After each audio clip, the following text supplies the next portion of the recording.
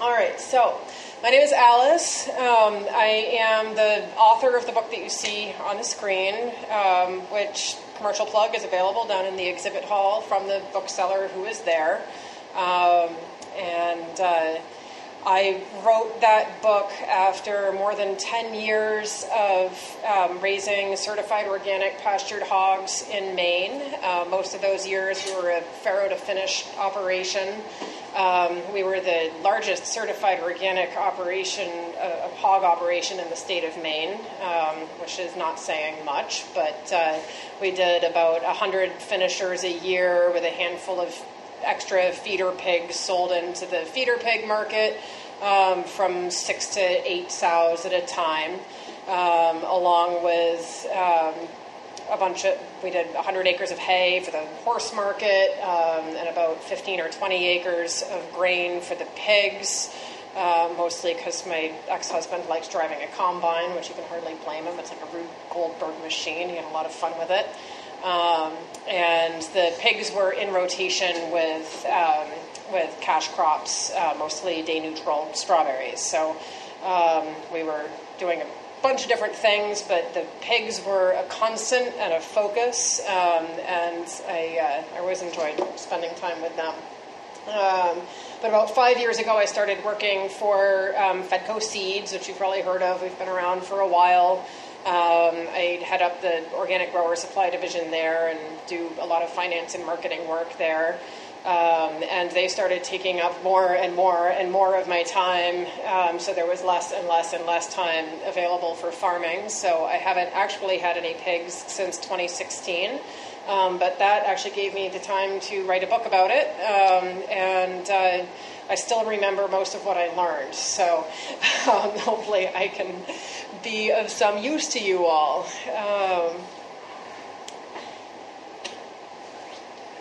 So I've found that I've answered a lot of pig questions over the years. I've mentored a number of aspiring pig farmers through MOFGA's Journey Person program, which has been a lot of fun. And like I was saying to this gentleman earlier, when you send people emails asking them questions and it's something that they know about and are excited about, they usually answer those questions. So I've done a lot of that for free too. And most of the questions, the direct questions that I get about pigs are about feeding pigs. And I've ended up in the disappointing position of spending a lot of time telling people not to do the things that they want to do, or telling them that the things they think are going to work out are not, in fact, going to work out. I'm like, the boring mom of a teenager or something. And so basically what I end up having to tell people boils down to two things. Pigs are not cows and pigs are not garbage disposals. People really want them to be these things, and they're just not. Pigs do wonderfully on pasture. I love pasturing pigs. I'm a huge proponent of pasturing pigs, but the reason that we pasture pigs is very different from the reason that we pasture cows. Pigs have a single stomach, like you. Their digestive system is so similar to yours that pigs are used as models in medical studies in the early stages of testing digestive drugs and things like that. They don't gain weight on grass. They don't have the magical microbes that cows do that can break down lignin and cellulose and turn grass into meat. They can only do that about to the same extent that you can gain weight on a diet of romaine lettuce. They're designed to gain weight on diets that are rich in energy and high in protein and relatively low in fiber. They're also very different behaviorally from cows. While they will nibble grass, they're not a grazing animal the way a cow is. They are browsers and they are rooters. So they like to get under the ground and find those good energy-rich things like grubs and roots and tubers under the ground instead of the leaves on top of the ground. They like to pick up nuts and berries.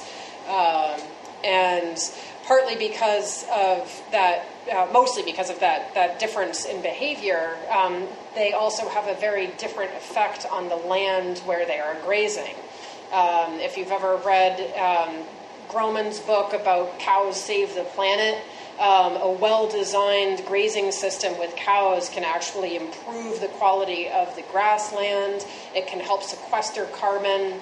I love pigs. They can be good for the environment in many ways, but they don't have that effect. They root up the ground. There tends to be a net loss of carbon on ground that pigs are pastured on. So it's just a very different. It's a whole different system than what you're looking at with cows. And trying to get pigs to behave like cows is a losing battle straight out of the gate. Pigs are also not garbage disposals. They're very versatile omnivores. They will eat all kinds of things very happily, but they won't eat everything. And they can gain weight better on some things than other things. And I've seen people try to... when I said that they can be good for the environment, that's because they're great recyclers and they can get rid of products that would otherwise go to waste and at least turn them into some meat and concentrate that waste into manure that's easier to compost.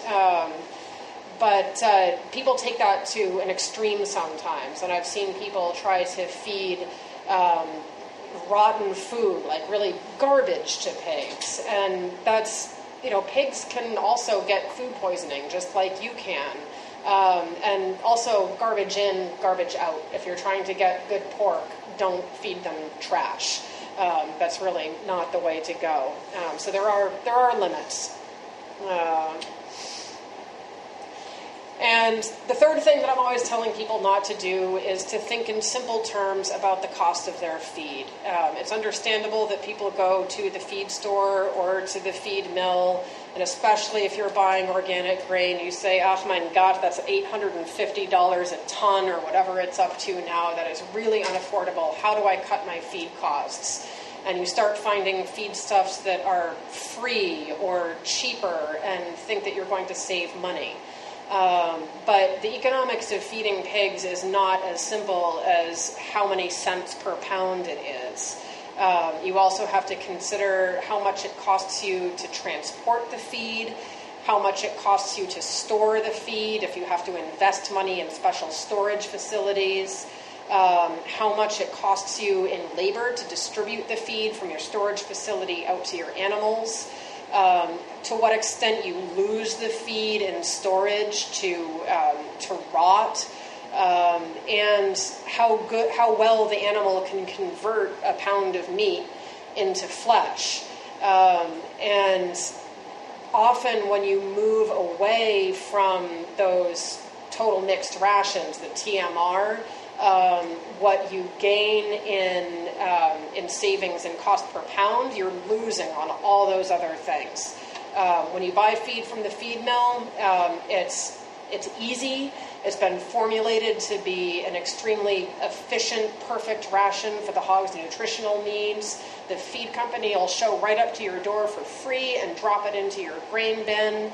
It's dry, it stores easily, it's a lot of calories in a small amount of space, so you can minimize your storage space.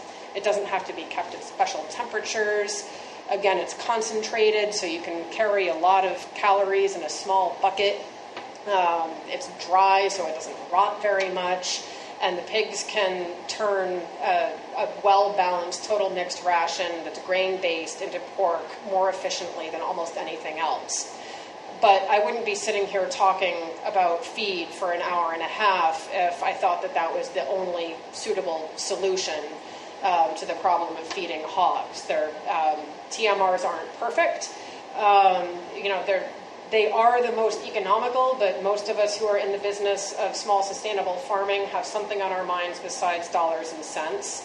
And that may have to do with the planet, it may have to do with the quality of the food that we're eating.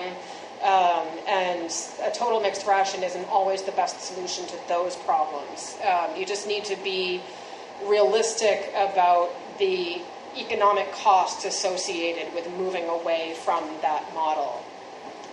Some of the problems with TMR is that most mills that we would buy from in this area, like Green Mountain Feeds, or up in Maine we have Lassard's out of Canada, trying to think of some of the Morrisons. They're still around, right? All of those, like if you look on their website at what they're offering, they're going to offer a 14 to 15% crude protein grower ration, and that's it.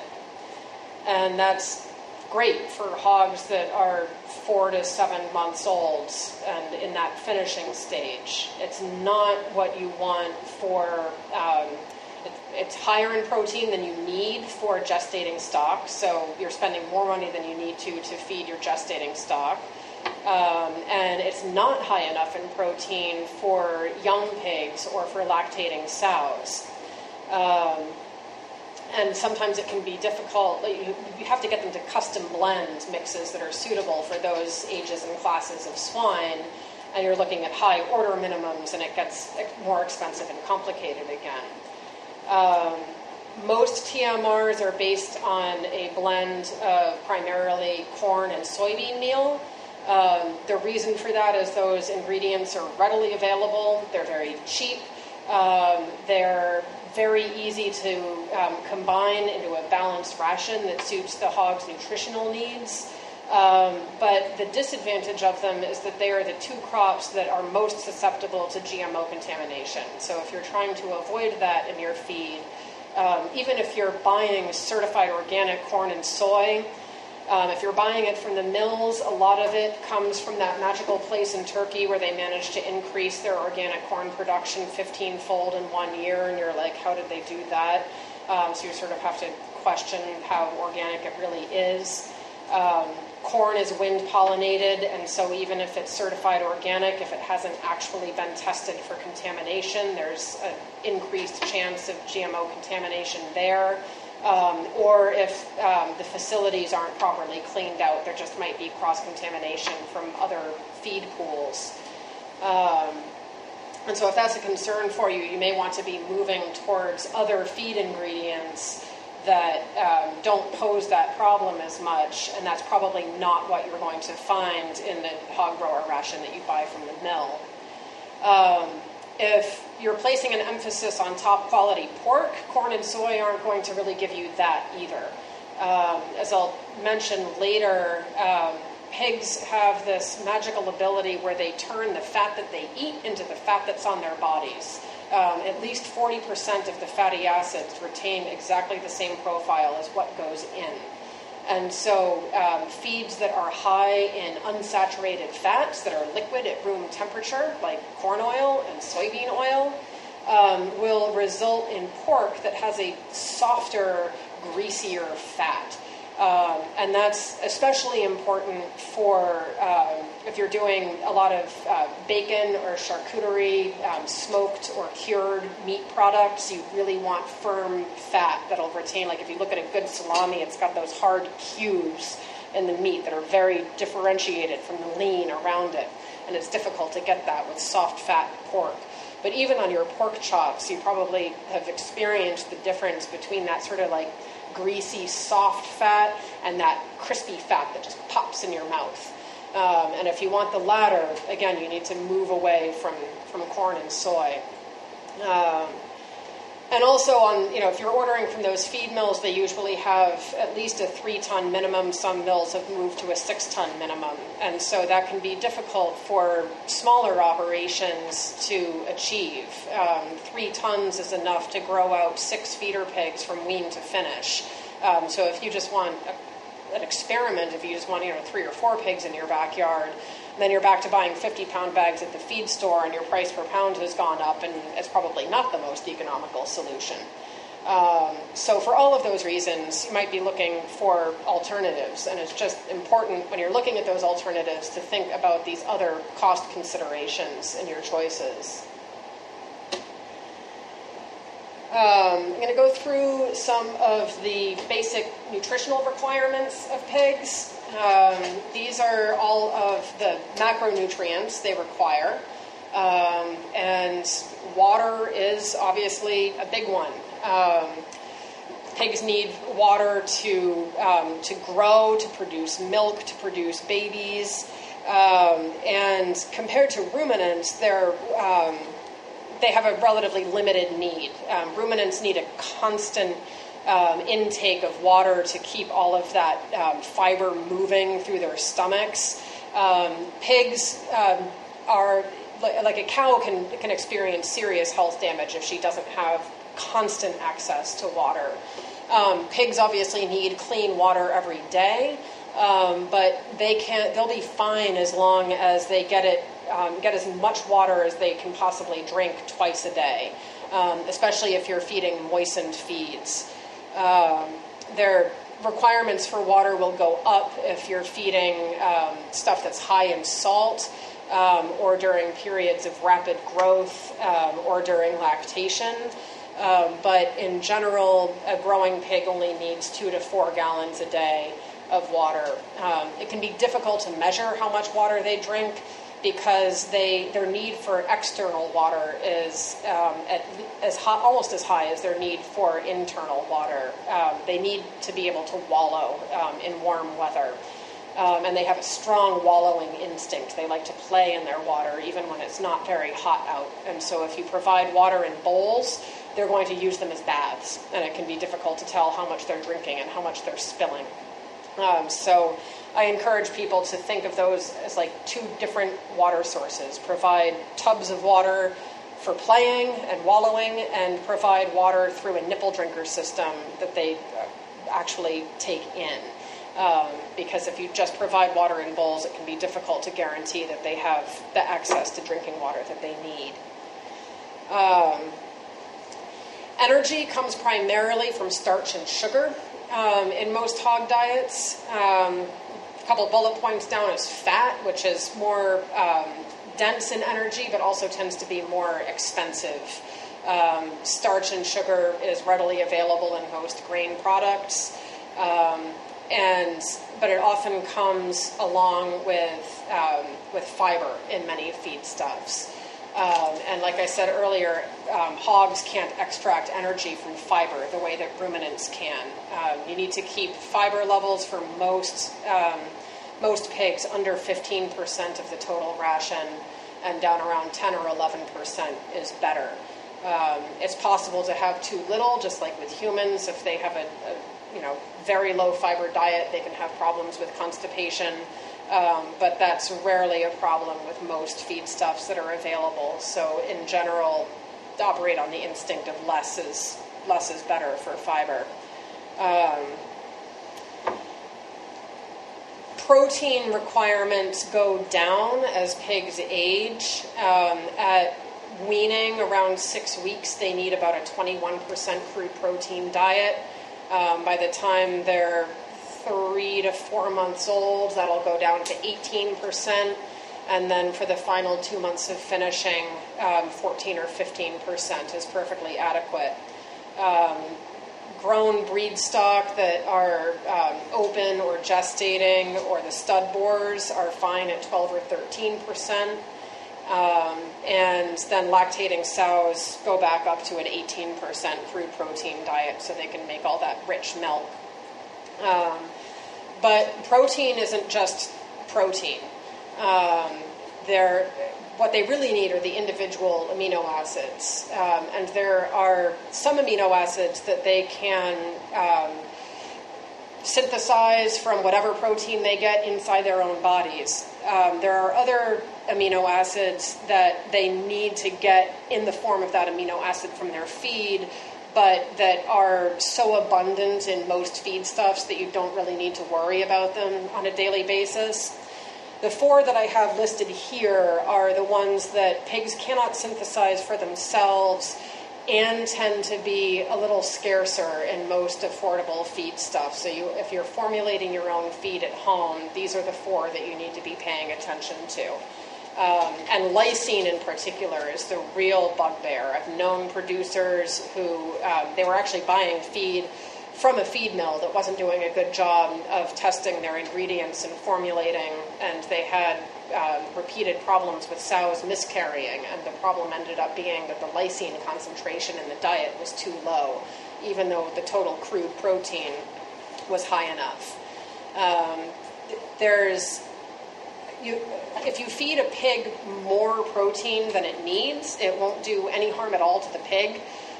It can be environmentally harmful because they'll excrete that extra protein primarily as nitrogen in the urine and the feces. And so if the waste isn't handled well, then on a large scale that can cause water and soil contamination. It's also, usually protein is expensive.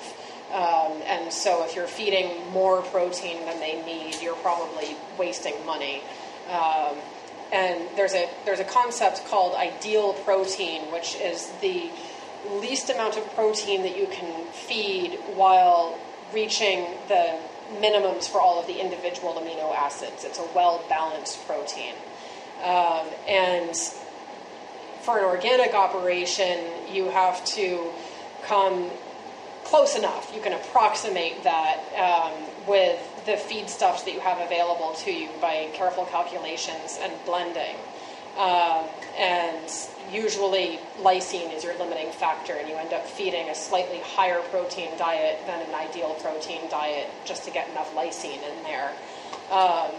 Most conventional operations are using adding synthetic amino acids to their diets, which, so far as I'm concerned, is not the greatest evil of conventional agriculture. It does help reduce environmental contamination, and it's basically the same thing. It was just made in a lab instead of coming directly from whole food. And there are, if you're not certified organic, there are mineral premixes on the market, like Fertrell makes one. They make 2 different hog premixes. One is for organic production, and the other one has some synthetic lysine added. And so that's an option if you're not certifying. But it's perfectly possible to come approximately close just with your feedstuffs. The macrominerals that you need to consider are calcium, phosphorus, and salt. And you want an approximately 1-to-1 ratio of calcium and phosphorus in the diet. Most plant-based feeds have very limited phosphorus availability, so there's maybe a lot of phosphorus in there, but it's only 25% bioavailable. The pig just can't extract it in their digestive system. And so there's a couple approaches to dealing with that. There's a product called microbial phytase, which it produces enzymes that help to break down the materials that are preventing the pigs from absorbing that phosphorus. And that is included in some commercial feeds, or if you're custom blending large amounts, you can talk with your feed mill about including that. But most hog premixes, like the ones from Fertrell that I just talked about, include mineral sources of phosphorus to satisfy that phosphorus requirement, and then and calcium and salt as well, and all the microminerals. And so I recommend using those premixes as a really cheap insurance to make sure that your pigs are getting what they need in that regard. Obviously, any micromineral deficiency can cause problems, but a calcium phosphorus deficiency or imbalance can cause major skeletal problems. And those mineral bags cost between $50 and $100 a bag, and are enough to treat a ton of feed, which is enough to raise 2 pigs up to slaughter size. So it's definitely worth doing. The Fertrell product is a very good one. I happen to prefer the products from Crystal Creek out in Wisconsin. They use a phosphorus source that has been cleaned and tested for heavy metal contamination. And they use chelated microminerals that are more bioavailable than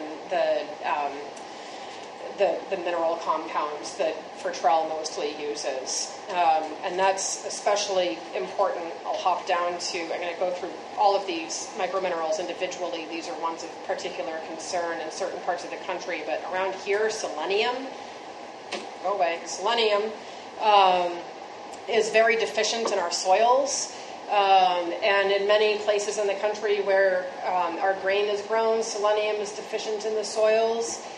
And so it does need to be supplemented in the diet. There will be problems, both skeletal problems and reproductive problems with insufficient selenium. The problem is that in other parts of the country, selenium is excessive in the soil. And when it becomes, more than just a little excessive, it becomes phytotoxic and plants won't grow there. And so the federal government restricts the concentration of selenium products in livestock supplements to the point where the total in the diet will be 0.3 parts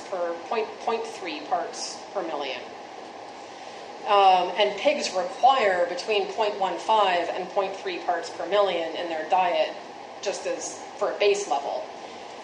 But sodium selenite, which is the mineral form that's used in a lot of these supplements, is only about 25% bioavailable.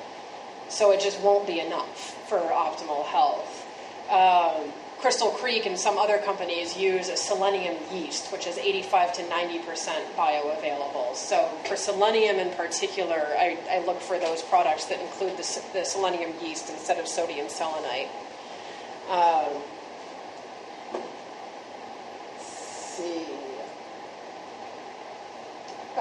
Copper, I wanted to mention for anybody who might have a diversified livestock operation. Hogs don't require a lot of copper, but they grow a lot better when they get a lot of copper. And so most mineral premixes include very high levels of copper to help boost growth rates. It's fine for the pigs, doesn't cause them a problem, but if you feed pigs these products and then range them repeatedly over the same piece of ground, the copper levels in the soil can build so high that the grass that grows there will become toxic to your sheep if you graze them following the pigs. And so if you keep both sheep and pigs on your farm, you should test your soils regularly to make sure that the copper levels aren't building up too high. Iodine is another one that is present in the soil in some parts of the country and not so much in others. And feeding, there are certain feeds that can restrict uptake of iodine, including canola, soy, which is present in most TMRs, and also peanuts, which is probably not a big deal up here, but a lot of southerners like to grow their pigs with peanuts. And so if you're feeding a diet heavy in any of those, then supplementing with kelp meal is a good idea. Iron is not a big deal for larger pigs, but it is a problem for baby pigs. You're going to have to sit through this twice, sorry. Sow's milk is a perfect food except for iron, because nature assumed that pigs were going to be living outside, and the piglets could get their iron from the soil. And so sow's milk is very low in iron. So if you have baby pigs and they are and they're restricted to the indoors where they can't access turf, or if it's in the middle of winter, they need to be supplemented with iron in some form or another. I usually just supplement them with sod, but there are also iron shots, oral iron, commercial rooting iron products. There are some rock powders, including green sand, that are rich in iron. So all of those are options. Once a pig starts eating mostly solid feed, it shouldn't be a problem. Zinc is one of the more commonly seen micronutrient deficiencies. That's another one that the uptake can be inhibited by substances in common feedstuffs, especially corn. Also canola, again, or by levels of calcium that are too high in the diet. So even if you were possibly ranging your pigs on a heavily limed soil or a soil with a limestone substrate, zinc uptake may become a problem. The deficiency symptoms are really unique and easy to identify. It's like this black scurf that starts growing over the skin. And so, these premixes are mostly designed to be fed with a corn diet. They're assuming you're feeding a corn diet. So if you're using a premix like that, then you're probably all set. But otherwise, it's something to keep an eye out for if you're feeding a lot of corn. Vitamin K, pigs will synthesize inside their own bodies, and they'll be fine as long as they have access to their own feces. It's sort of this, like, it's almost like the way rabbits digest. They need to be able to root through their own feces to get this sort of like half-synthesized vitamin K, and then they re-ingest it, and then they finish that process, and then they have enough vitamin K. It's usually present in premixes, again, not all of them, but some of them, because in confinement facilities, they're on slatted floors and the feces all falls through and they don't necessarily have access. Obviously, for most pastured operations, it won't be a problem, but if they have plants in the pasture that have coumarin in them, like sweet clover, or there's one other one. There's mycotoxin contamination in your grain, just even slightly moldy grain. Those can inhibit vitamin K production and cause internal bleeding. So there are a few forms of synthetic vitamin K that are approved for use in organic production, and they may be present in your premix. Really, you should be going for not feeding moldy feed, keeping poisonous plants out of your pasture, and not raising pigs on slatted floors as your first defense, but something to be aware of. I'm going to go through some of the pros and cons of some common feed ingredients. I ran right up to the very end of my time on the last presentation. I want to be sure that we have room for questions, so this is going to be very, very quick. And I'll just, if you want to know more, it's in the book, or you can ask questions. Most pig diets in the States are based on corn, or in the South on grain sorghum, which is almost identical in its nutritional profile. Corn has the advantage over small grains of being higher yielding per acre. It's usually cheaper. It's also lower in fiber.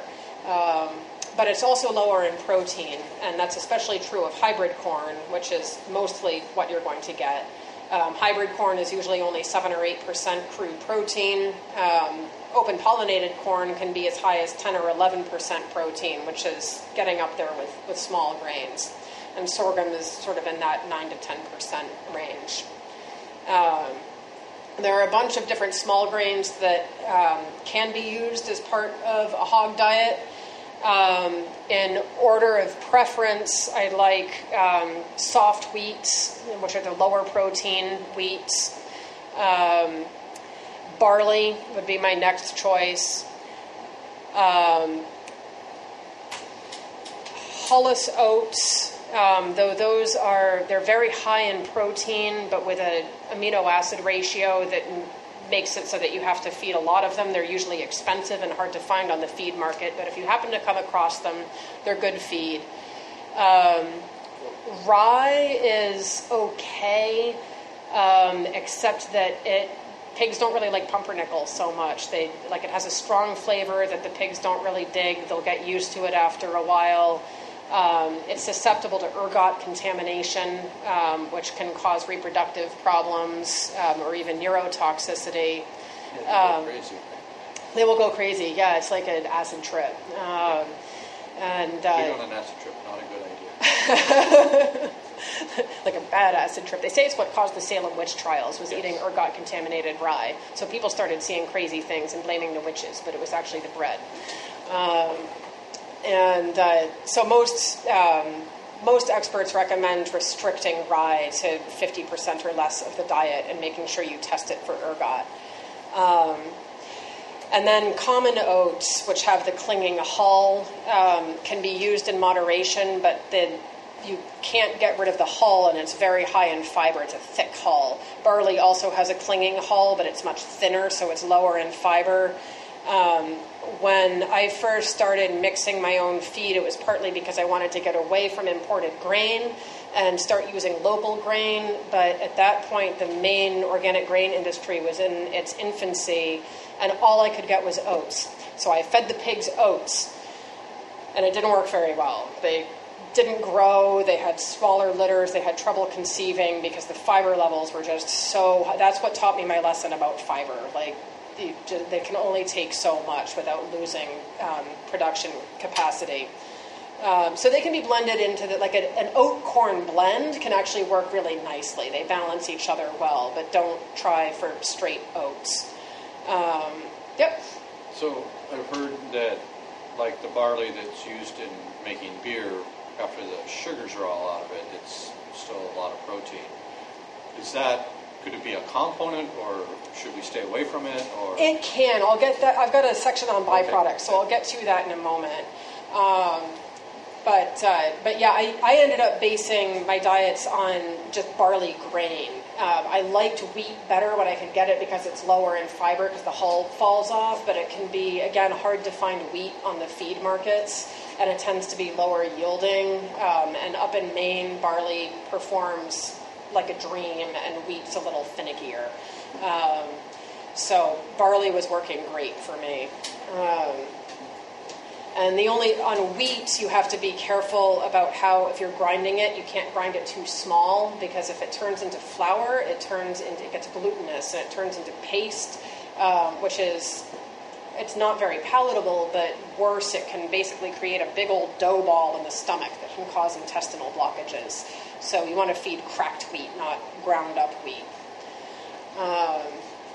All grains are deficient in lysine. They must be supplemented with some kind of a legume or an animal product. Just like the old vegetarian cookbooks used to talk about eating your grains and your beans together.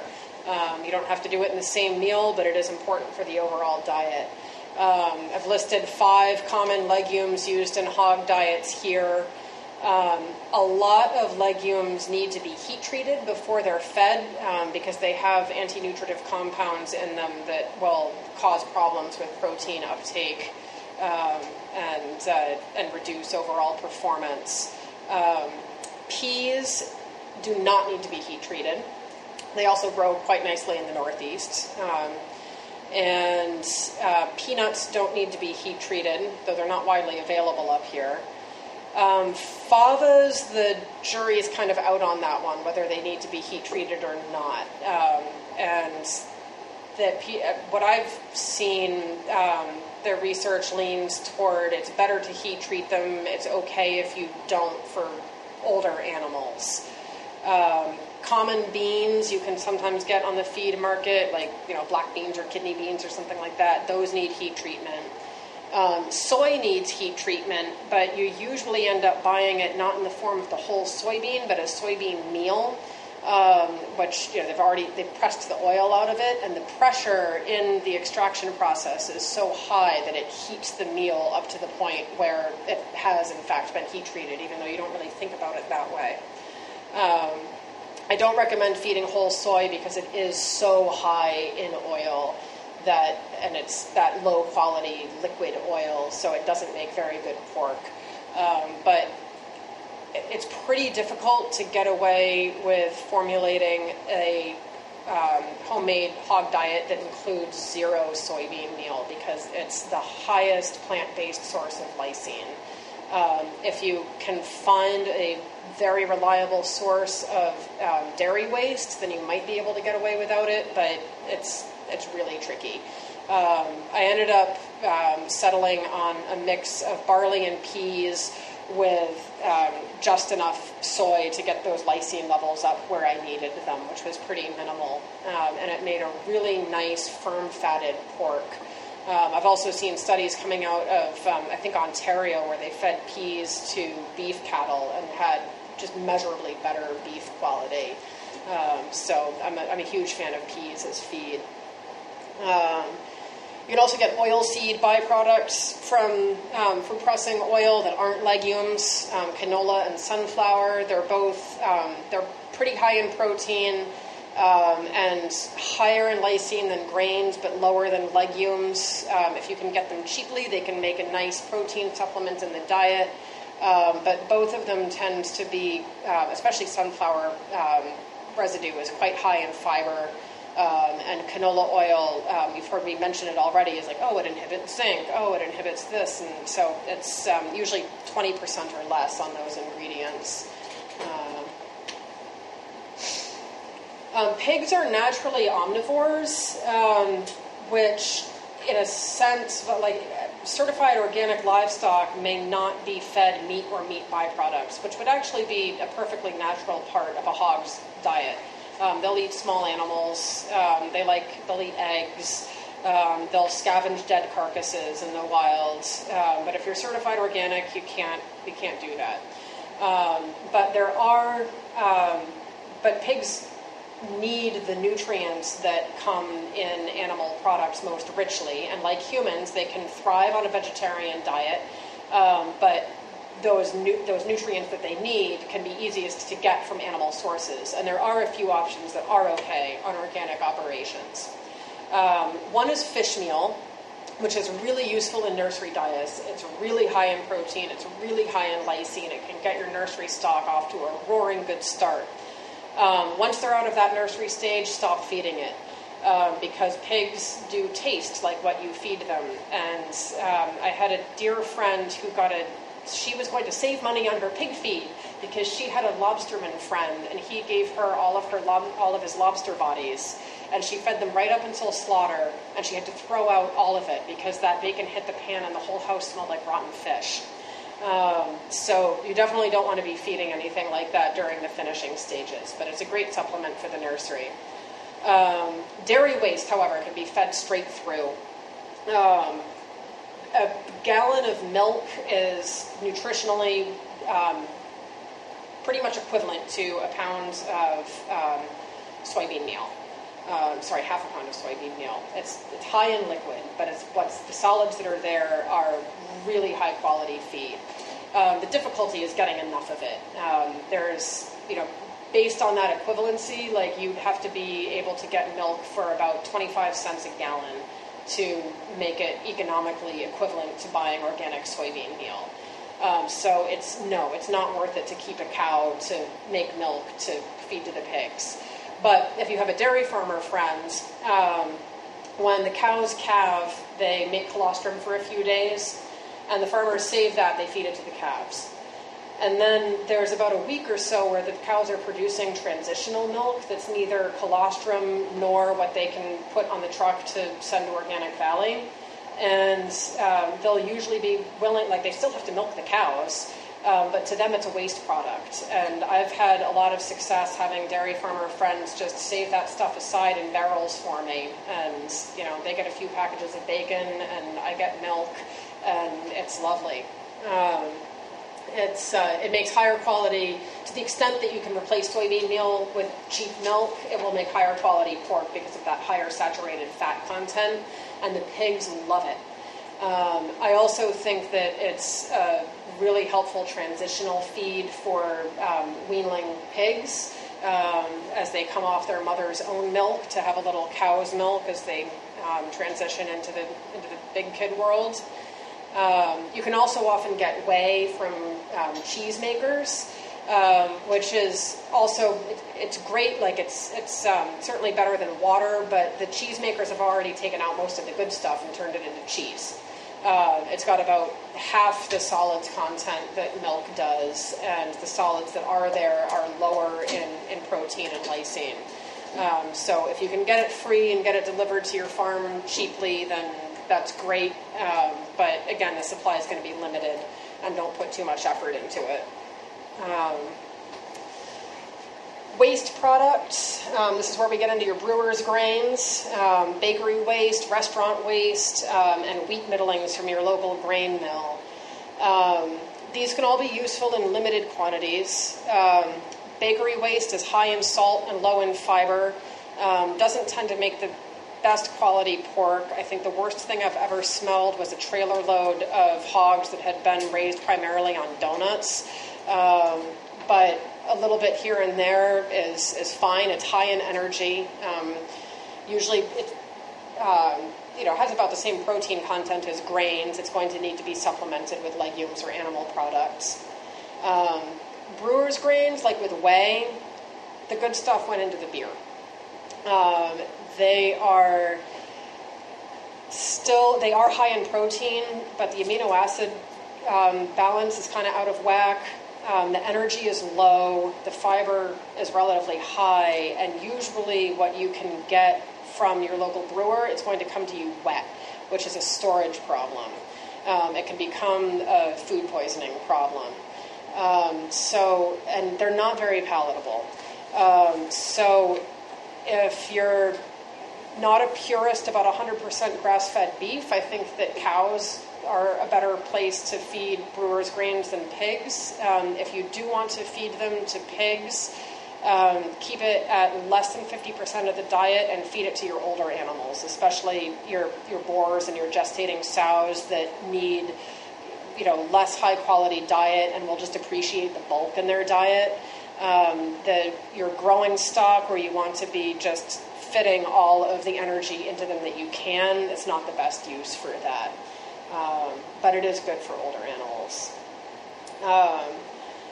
Restaurant waste and grocery store waste is one of those things where you often see people pick up the habit of doing it when they have a small operation, and then it doesn't scale up very well. Because if you're going into town and doing your grocery shopping and you throw a bin of waste veggies into the back of your truck while you're at it and bring it home and feed the pigs, that's great. When you expand to dozens of pigs and you're making a special trip into town with a trailer and it takes a bunch of time and to collect and feed out, it doesn't really make sense anymore. But it can work for a few backyard pigs. Yep. Well, I'm a vegetable farmer. Yep.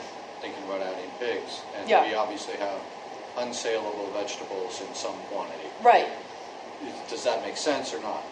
Yeah, I mean, if you've got them, the pigs are a great place to put them. Okay. Just don't produce more vegetables for the pigs. Sometimes they just... Yeah, if it's there, they'll,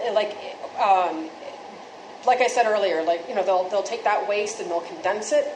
They'll enjoy it. It makes a more varied diet. The pigs are intelligent enough that they don't want to eat the same thing every day any more than most people do. And so they'll really relish those squashy tomatoes and split melons. And I think it makes the pork quality better because it's not all one thing going in there, the more diverse diet. There's not a lot of calories or protein in these No, don't think that you're going to save money on grain or grow out your pigs exclusively on vegetable waste. Yeah, it's their amuse-bouche. They'll like it. They'll appreciate it. And it's easier than composting and more fun to watch. If you're getting waste from restaurants and you're selling your pork, you should be aware that some states have rules around cooking restaurant waste, especially if you can't absolutely 100% guarantee that it's free of meat products. It can become an E. coli risk not only for the pigs themselves, but it'll end up in the finished product and become a human health hazard. And so some states forbid the feeding of restaurant waste entirely, and others require that you cook it to a certain temperature for a certain amount of time before feeding. And I don't know what the law is in Massachusetts, but it would be worth looking at. A few vegetables that have some measurable feed value are, if you have a local cider press, you might be able to get the apple pomace left over. It's not super rich in food value, but it's had a lot of the water pressed out, so it is a little more concentrated. And it's a great prebiotic. There are studies showing that piglets that eat apple pomace have reduced problems with gastrointestinal bacterial disease problems. Potatoes are obviously pretty rich in energy. They kept Ireland alive this long. But they generally need to be cooked before they're fed, which makes them impractical for most growers. I know a potato grower up in northern Maine who keeps American guinea hogs and claims that breed will thrive on raw potatoes. He's the only person I've ever heard say that, so I don't know if it's true, but seems to work for him. And squash and root veggies are both relatively rich in energy and easy to store.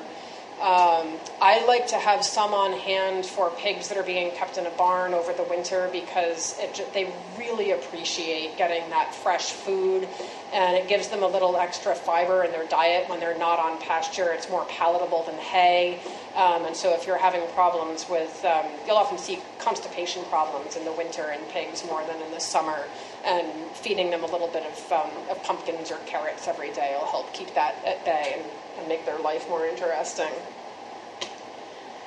Right. What about beets? Beets are included in that root vegetable category. The thing about the root veggies is it's difficult to justify growing them for the pigs because they're so labor intensive. Oh, yeah. Like squash will take care of themselves pretty much. Yeah, you plant them and they'll make squash and they're easy. But like beets, you have to thin. So it's kind of more like if you're growing a bunch of those things for market, grade them and feed the D-grade stuff to the pigs. But yeah, I can't imagine it being worthwhile to grow an acre of beets to feed your pigs. See, I gotta check on how I'm doing on slides versus time. Not well. Okay, try to be quick. This is a list of supplements that are commonly fed on organic farms. And I didn't really quite put them in order of least to most favorite, but kind of.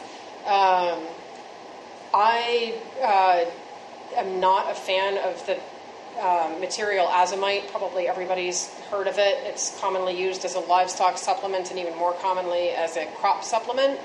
It's mostly silicone dioxide.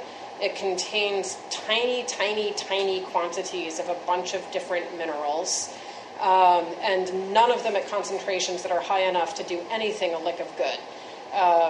Literally to meet a pig's requirement on just about any micronutrient that's known to have any effect on production, you'd have to feed them like half Azomite and half grain. I tried feeding it on my farm once, and the pigs really liked it for a couple of days and then ignored it for the rest of their lives. So I say it's a bag of sand, don't bother. Diatomaceous earth is often fed as prophylactic parasiticide. I've never been able to find clinical research to back the idea that it helps with worms. It can be used as an anti-caking agent in ground feeds. Other than that, don't bother. Kelp meal is a great source of iodine, and it's extremely palatable. Pigs love to eat it. And it's expensive, so they'll eat you out of house and home on kelp meal if you let them. If you have reasons to think that you need to supplement iodine, then I would mix it into their feed at a rate of about 1 to 2%, but if you free feed it, then it'll just be a waste of money. Microbial phytase I mentioned earlier as being useful sometimes. It's not really something that you can go buy off the shelf anywhere. It's something that you have to work with your feed mill on. And in most cases, with a good premix, it isn't necessary. Yeast cell walls are something I am enthusiastic about as a supplement. They're sold under a number of different brand names, including Biomoss from Alltech is one of the most common ones in organic feeds. They're present in a lot of the major organic feed mills, are just including them in their premixes now. Crystal Creek produces some supplements that include yeast cell walls, and I recommend them for weaning stock and for any animals when you've got periods of stress around, like persistently unfavorable weather or disease pressure or anything like that. They directly stimulate the immune system. I can never remember the science words for it, so give me a second here.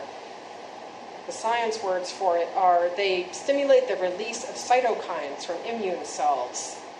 So I don't even know what that means. I forgot all of the biology that I learned in college, but it sounds really good, right?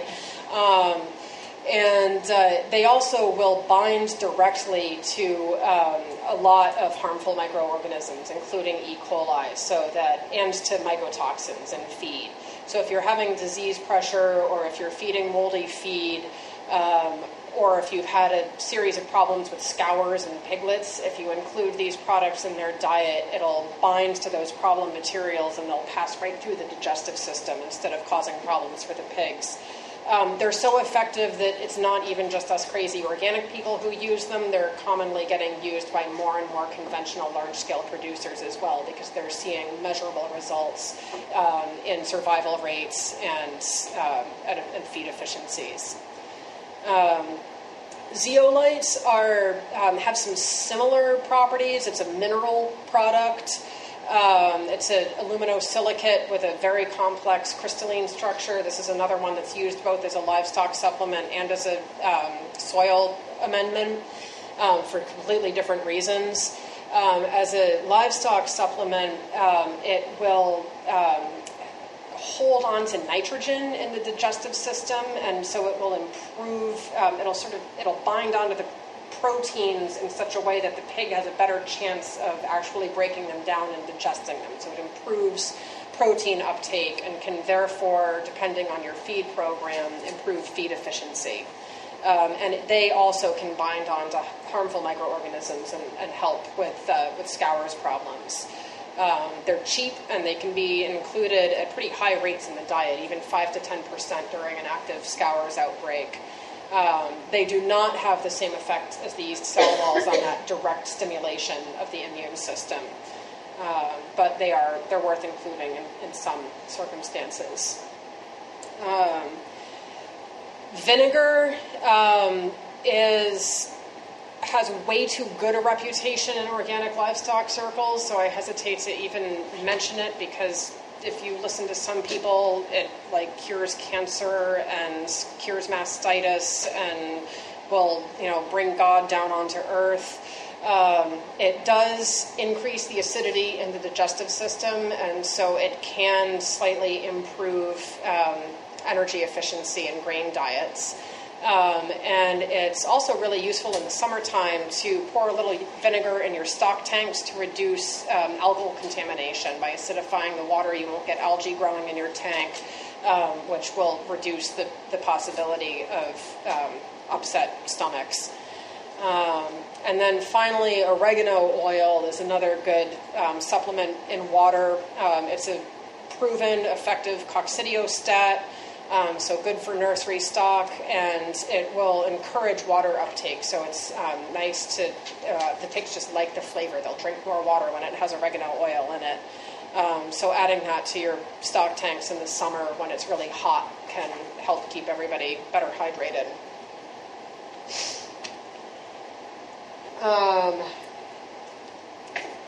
You can't just take a whole grain and feed it to your pig and expect good results. It'll pass right through and it will sprout in the manure, which means that they haven't gotten much good out of it.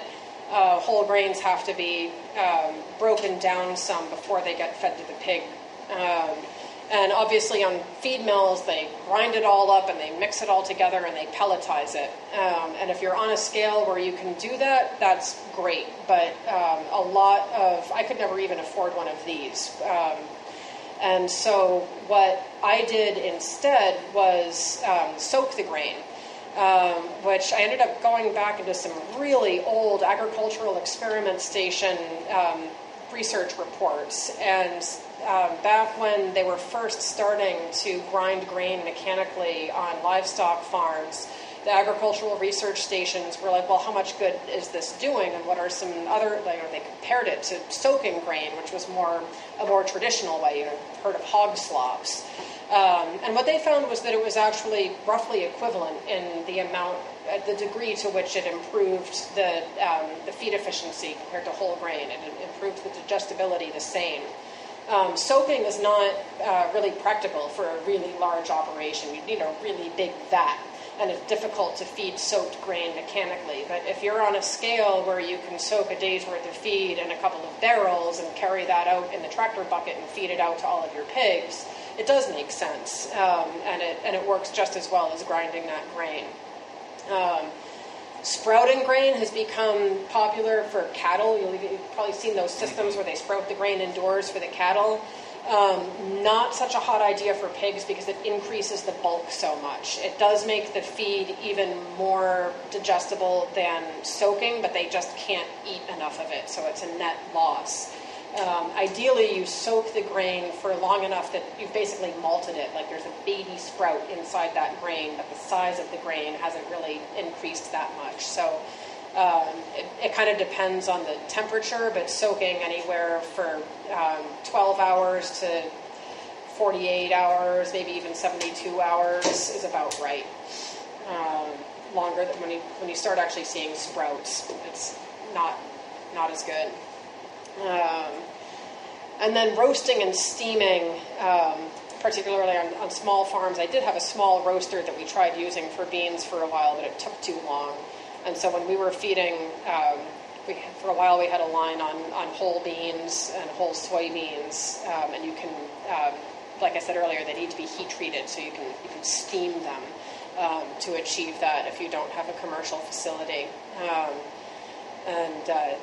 You could get like a farmer's boiler outside that like heats up a whole vat in 15 minutes. Pigs love hot beans on a cold winter day. Yay, I saved enough time for pasture. It always takes me so long to talk about grain. I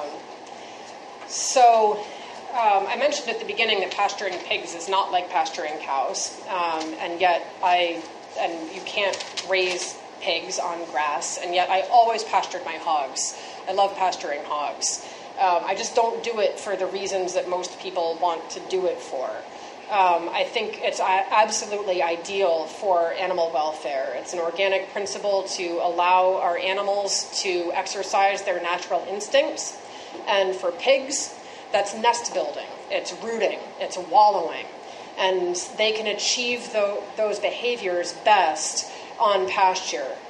You can mimic the ability to do those things with a deep bed of hay indoors in the winter, but it's not the same as rooting through soil, and nothing is as happy as pigs are perfectly content in a barn over the winter, and in our climate, on balance, in the coldest season, it's probably best for their welfare to keep them in a barn with a heavy use area that's paved that won't turn into a nasty frozen mud pit.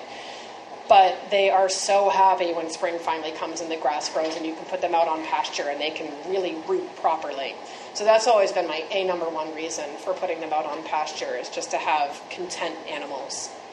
I also think it makes better pork.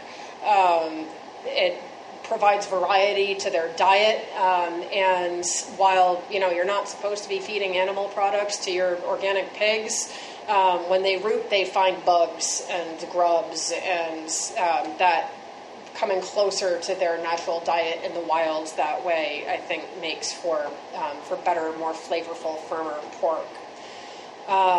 Pasturing pigs can be a useful way to achieve some of your land management goals in a holistic way. And that can be applied in a number of different scenarios. On my farm, I was pasturing quite intensively on open ground. I was using the pigs as rototillers. They were eliminating quackgrass problems for me like nothing else can. They love quackgrass rhizomes, and anybody who's battled quackgrass in an organic crop system knows it's very, very difficult. But with intensively pastured hogs, you'll make some progress in that department. It can be a way to reclaim old fields. They'll dig up your little sprouted pine trees and start returning land that's trying to turn into woodland back into open lands.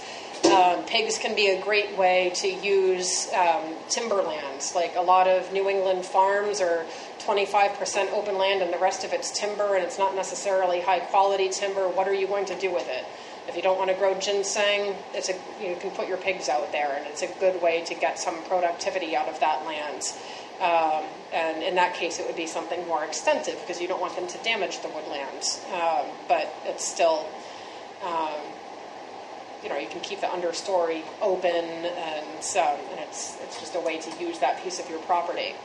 What it's not going to do is reduce your feed costs noticeably. It just won't.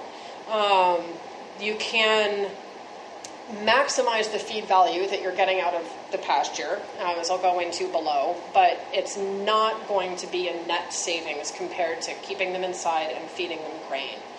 And that's, people have tried. I've tried, they've done SARE grant studies, they've tried a bunch of different methods, and it just doesn't work financially. But for all those other reasons, it works, so do it anyway, and then feed them some grain. While they're out there, if you do want to maximize the feed value that you're getting from the pasture for various reasons, probably not to save money, but maybe because you don't want to rely on imported feed. You want to be able to produce as much of your pig's calories on your own farm as you can to make the product more local. Like, that's a worthy goal. Start by choosing the right breed. Yorkshires are going to lie around all day in the shade. Tamworths are going to get up and get out there. And they just have a stronger foraging instinct in some breeds than others. You're going to be looking more for the heritage breeds or crosses with those heritage breeds than at the modern production breeds. And in the same vein, kind of the same group of breeds, some pigs will get be able to get more out of a high fiber diet than others. And again, it's mostly those heritage traditional foraging breeds that will do a better job than a modern breed of turning grass into pork. They still won't do that great a job of it, but it'll be better. Older animals do better on pasture than younger animals. If you can even get away with almost eliminating grain from the diet of gestating sows if they're on enough land with high enough quality fodder on it. It's still not necessarily, like, because of the land requirement and the seed cost and the labor that goes into seeding that pasture, you won't save money, but you can grow all of your sow's feed that way. So that's kind of cool, and you might be able to break even financially. Low stocking density, especially if you're expecting animals to forage in the natural environment, then you just can't put that many pigs on an acre. If you have just a few pigs on a lot of land, they'll be able to find more of those rich goodies.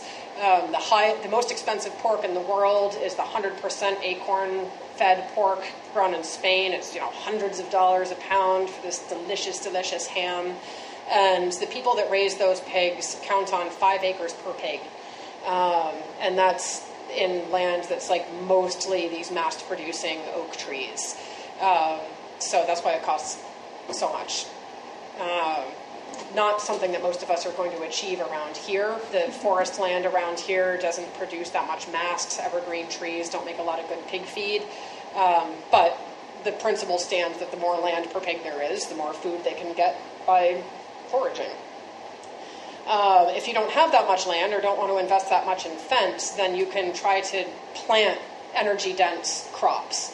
An old-fashioned method was called hogging down, where it's basically, you're feeding them grain, but you're not going out and combining the grain and bringing it to the pig. Back before combines were invented and it had to be a bunch of peasants out there chopping the stuff down, it was a lot cheaper and easier to just let the pigs harvest it themselves.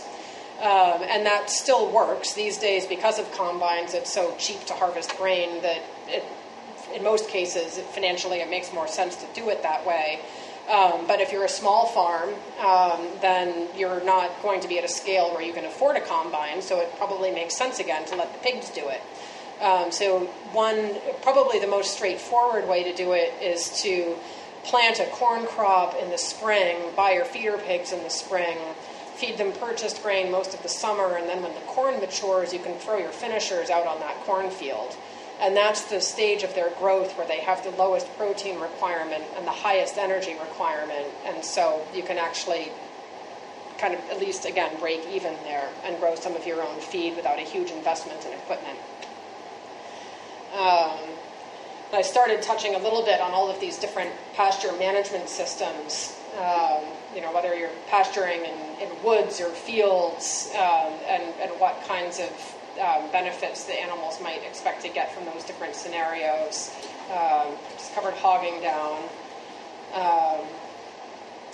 This Ranging paddocks and tractors goes from most extensive to most intensive in pasture management. The ranging concept is where you have a large area fenced in and just let them all go loose on that for the entire season, versus a rotational paddock system, which is what I was using, where it's more intensive. You want them to till up the ground. Like in a typical ranging system, you'd be providing enough land that the impact is relatively unnoticeable. There remains vegetative cover for the entire season. For a paddock system, you might be wanting them to remove all of that turf, and you rotate them around so that the effect, if they're on a large area all at once, they'll root really heavily over here and ignore this area over here, and the smaller an area you give them at a time, the more even the effect will be over the entire space. And tractors, pig tractors, are the extreme of that. They're kind of like a chicken tractor, but they're like sort of the brick shit house of chicken tractors. And this sort of unit, you house 2 to 4 animals in. This is an 8x16, and you move it, maybe every week or 2 when they're young, and then every day when they're at slaughter size, and that gets this like really even intense application of manure is the same across the entire area. It's a great system, very affordable structure to build for small operations, less practical when you have more than a few animals, because when it gets to every time it rains, you have to move them. So if you have 1, that's no big deal. If you have 12, then you start to hate it when it rains, because there goes half your day. Which system you choose partly depends on your goals for the ground and for the pigs, but you also have to consider parasite control. Because when you have pigs on the same piece of ground for the entire season, they have access to their own feces for the entire season, and there is more of a recontamination issue. The more frequently you can move them, and the longer it takes to move them back onto the same piece of ground, the better control you'll have over your internal parasite problems.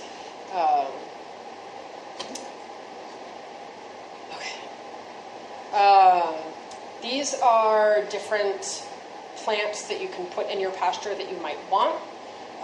Perennial grasses are great for, there's a tough turf. It provides a good challenge to rooting animals, and it helps with erosion control. Annual grasses will produce a lot of biomass.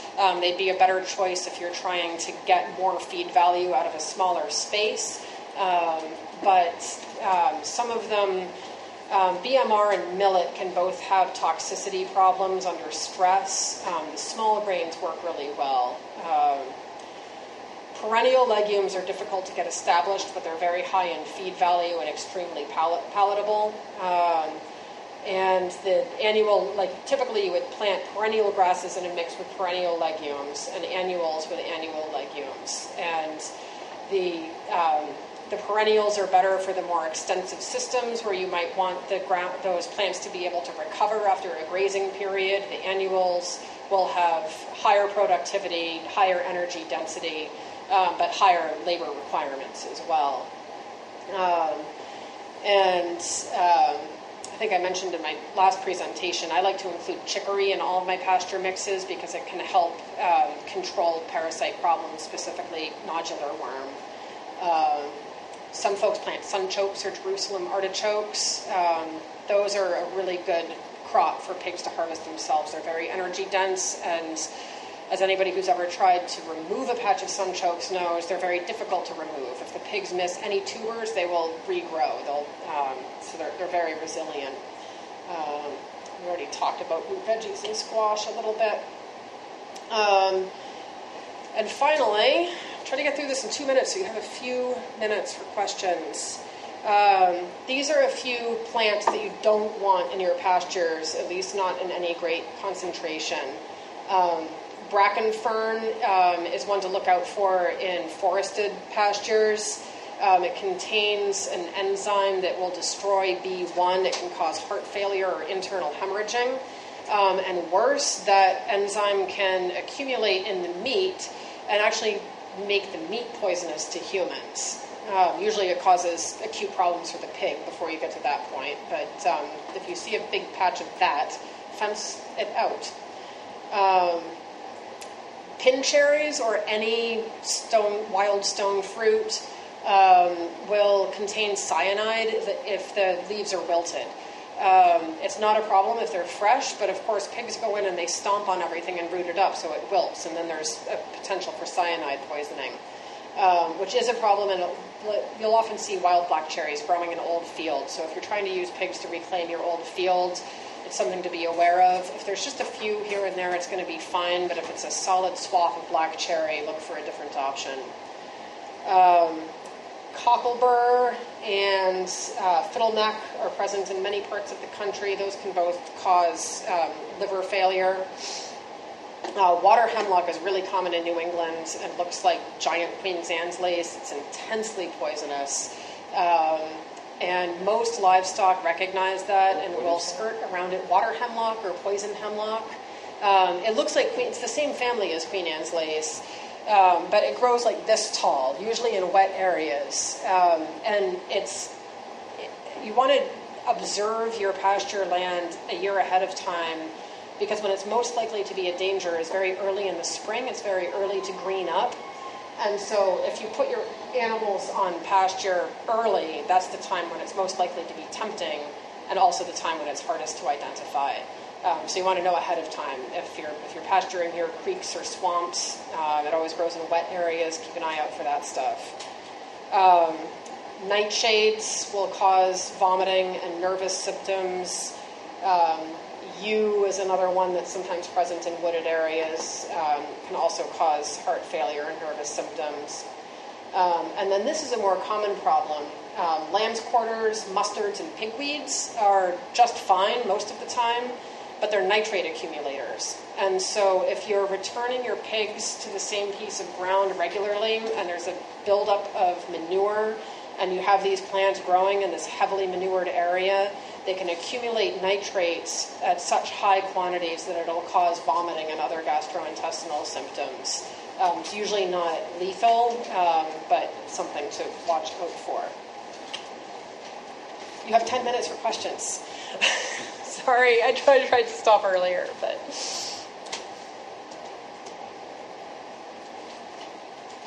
Yes, sir. I had a question about the protein needs. Yep. So for the weaned pigs, you said that was about 21%. Yep. And then for growing, it's 14%. When you transition from like weaned to like...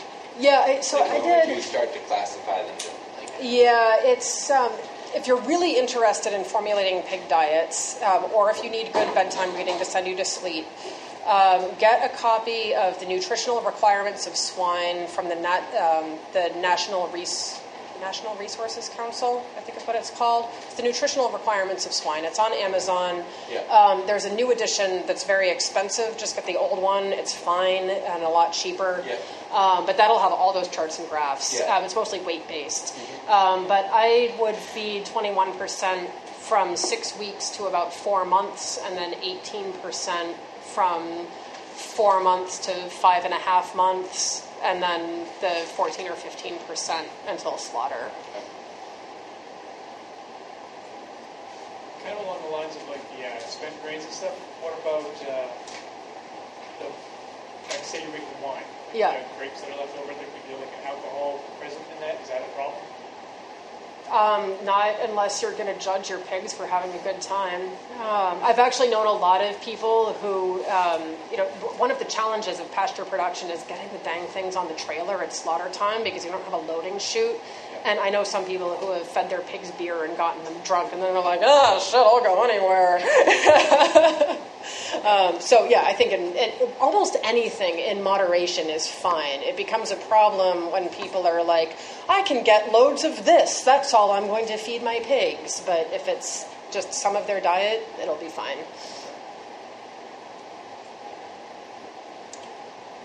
This is completely off feeding. Yeah. But in a pastured pig situation, what kind of fencing do you find is necessary or appropriate? That is a good question, because I know a lot of people who have gotten out of pigs because they get sick of chasing them off their neighbor's lawn.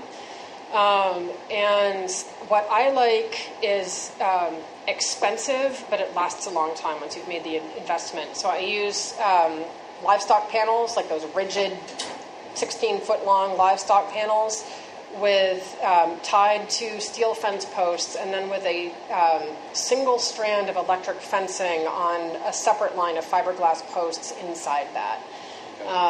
And it takes a long time to set up. My dream was to have enough fencing that I could just set it all up in the spring and move them from paddock to paddock. I never achieved that. I always had to be moving fence in the middle of summer. But the advantage of it is that they'll dig eventually under any solid fence, unless they're getting an electric zap on the forehead every second. And they're smart, and so they'll learn eventually that they can run through any electric fence and be on the other side and wherever they want to be, unless there's a fence that keeps them from just running through the electric fence. And so as long as that electric wire was live, they never got out. And the electric wire would keep them from messing with the cattle panel so it didn't get destroyed. So it was just like, yeah, it was expensive and it's labor intensive to put up, but I would rather choose my own time to set up a fence than spend time chasing pigs. And I know high school I went to had a FFA program. Yeah. And I had first period gym. First period gym was catch the pigs. Yeah. I mean, it was just ridiculous. Yeah. We never actually did gym. It was just, we got out there and had to get the pigs back in. Right. Because they got out every time. Yeah. Yeah, and I do know when I give my sort of like intro that covers fencing, I always promote that fencing system, and there's always somebody in the audience that says, well, I keep pigs just inside electric. And I do know some people who have done it successfully. I just know so many more people who haven't done it successfully, and it never worked for me, so I can't recommend it. And I tell people that if they insist on doing electric, to get the special hog netting from Wells Croft and to have some backup to put the pigs in when it doesn't work. A perimeter fence of some substantial. Right, or at least even a pen in a barn that they can herd them into while they figure out what's wrong with their fence. Pushing a rock onto the wire and shorts it out. Right. And because of the pig's rooting behavior, I mean, the special hog netting has these like 6-inch stays that keeps the bottom hot wire up off the ground. But, I mean, anybody who's ever seen a pig root, like they can berm up earth over 6 inches pretty quickly. So, yeah, that's not how I like to go. But the hybrid fence. As long as we're talking about off topic, how about shelter? If you move around, what do you have? Do you have multiple shelters, or do you have something that's portable? Yeah, there's a few different portable options. I was broke, so I had these homemade huts that were, again, that livestock panel bent into an arc and then covered with a tarp or a canvas. And that would work great as a summer shelter. So, when all they really need is protection from rain and some shade to get into. And we had a permanent barn for winter with a heavy use area. There's also just porta huts that you can buy like off the shelf, so to speak, and they look like little igloos and calf hut kind of thing. But they're building them for pastured pork production. Like most of the Nyman Ranch producers use them, and I've always heard good things about them. They cost several $100s a piece. But they're durable and they provide a lot more protection than a tent-like structure. So they'd be at least suitable for 3-season production. And they're easy to clean, which is also good. Because when I started out, I was using these wooden pig tractors, and like I said, they work for a small scale, but like really for a commercial operation, you can't sanitize wood. So it looks like that's hard to move. You need equipment. Yeah, you can't move that by hand. It needs a 4-wheel drive tractor or a 4-wheel drive truck. I moved one with a team of horses once, and it was really exciting for everybody, but nobody got hurt. Yeah. For the weaned and growing pigs, how many pounds of feed you recommend? Oh gosh, I'd have to go up, and it's sort of a steady increase, right? So like when they were based on that program that I talked about in the farrowing section, they end up getting weaned on around 2 pounds a day, and I would just steadily increase that up to about 8 to 8.5 pounds per day at slaughter for like they'd be eating that much for the last 3 or 4 weeks. And so, I mean, you can either limit feed or full feed pigs. You can measure it out every day, or you can just have one of those feeders that holds a ton and you fill it when the food's all gone.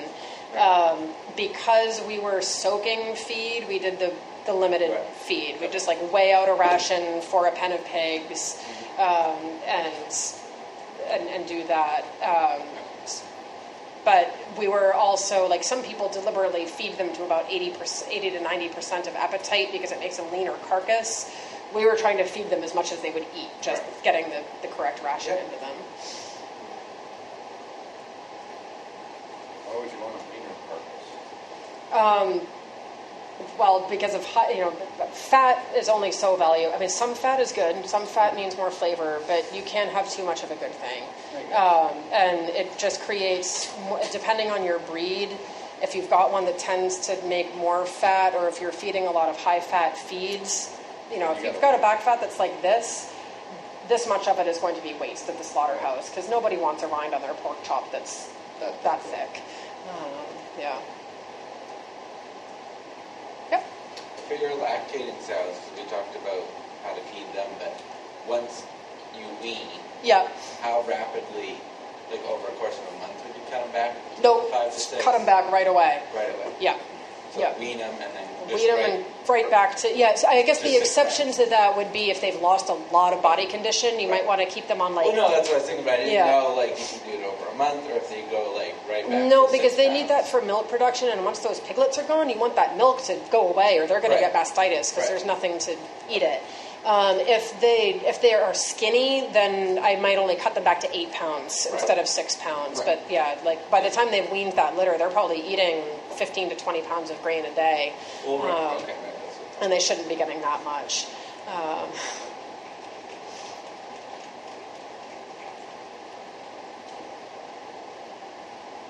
Anything else? 10 million questions. Well, I don't have any business cards with me, but if you look up Fedco online, there's like a million ways to get in touch with me. Even just send an email to their Maine address and they'll forward it. So I'm happy to answer questions.